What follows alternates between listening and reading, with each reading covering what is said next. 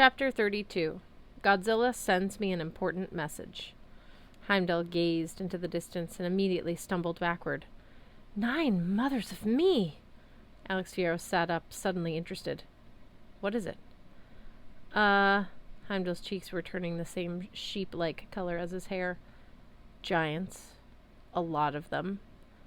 They appear to be massing on the borders of Midgard. I wondered what other threats Heimdall had missed while he was photobombing the president. Between this guy and hammerless Thor, it was no wonder the safety of Asgard depended on unprepared, undertrained people like, well, us.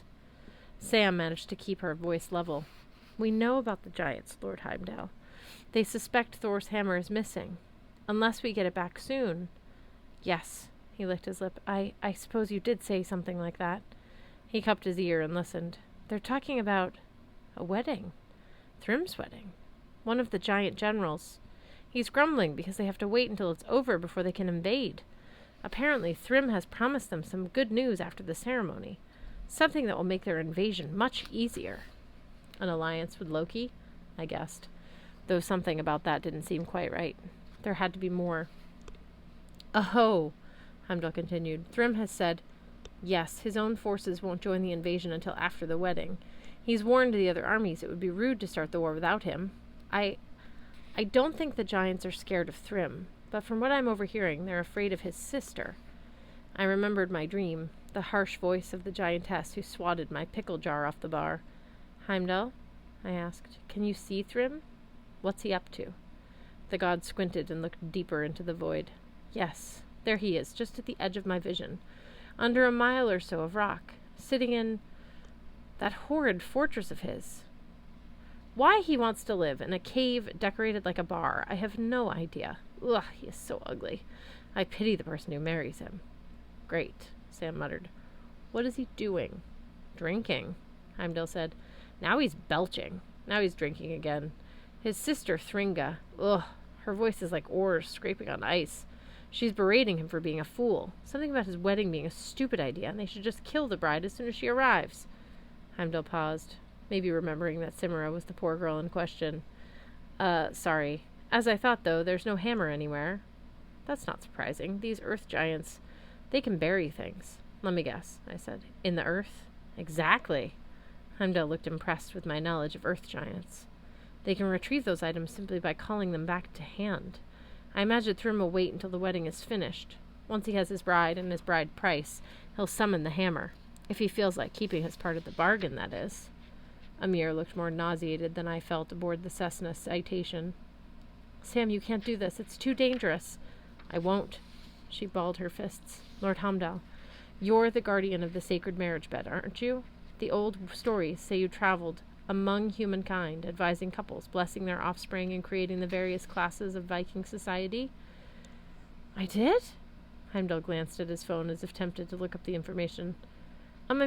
Yes, of course. Then hear my sacred vow, Sam said. I swear upon the Bifrost and all 9 worlds that I will never marry anyone except this man, Amir Fadlan. Thankfully, she pointed in the correct direction that did not implicate me. Otherwise, things might have been awkward. I will not even pretend to marry this giant Thrym.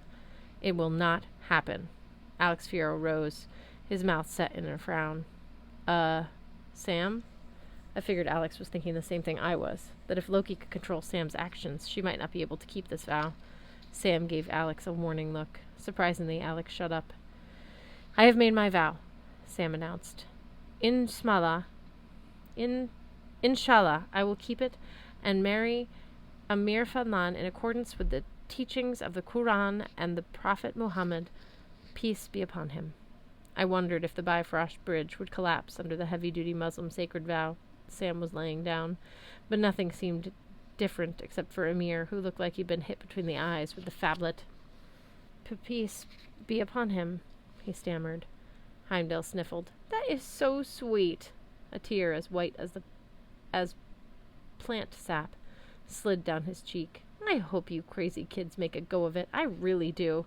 I wish... He tilted his head, listening to the distant murmurings of the universe. Nope. I'm not on the guest list for your wedding with Thrym. Darn it. Sam looked at me like, did I just imagine the last few minutes? Lord Heimdall, You mean the wedding I just swore not to go through with? Yes, he confirmed. I'm sure it will be lovely. But that soon-to-be sister-in-law of yours, Thringa, is going on and on. No Asir, no veneer. They apparently have some first-rate security in place for the screening of guests. They don't want Thor getting in, Alex guessed, and stealing back his hammer. That would make sense. Heimdall kept his eyes on the horizon. The thing is, the underground fortress bar of theirs, I've seen how it works. There's only one way in, and the entrance tunnel keeps shifting around, opening in a different place every day. Sometimes it turns up behind a waterfall, or in a Midgard cave, or under the roots of a tree. Even if Thor wanted to plan an assault, he'd have no idea where to start on any given day. I don't see how you could arrange an ambush to steal the hammer. He frowned. Thrym and Thringa are still talking about the guest list. Only family and giants are invited. And who's Randolph?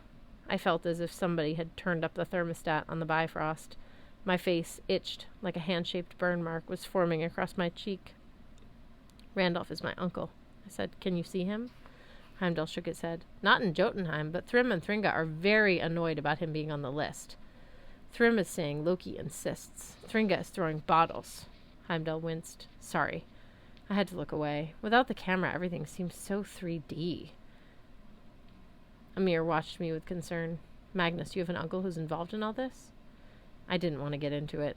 The scene from the zombie's barrow was replaying in my mind, Randolph crying as he drove the Skofnug sword into Blitzen's gut. Thankfully, Alex Fierro changed the subject. Hey, Lord Selfie, Alex said.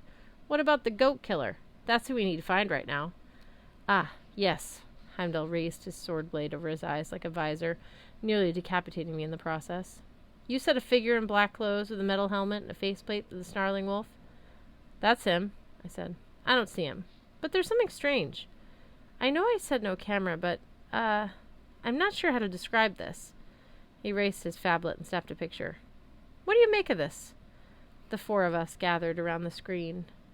It was hard to judge by the scale, but since the shot had been taken from an interdimensional space, but at the top of the cliff sat a massive warehouse-looking building. Across the roof stretched glittery neon letters, almost as eye-catching as the Sitco sign.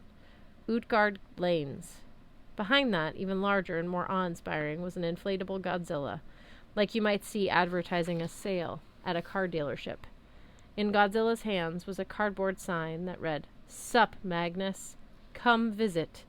Got info for you. Bring your friends. Only way to beat Thrym, plus good bowling.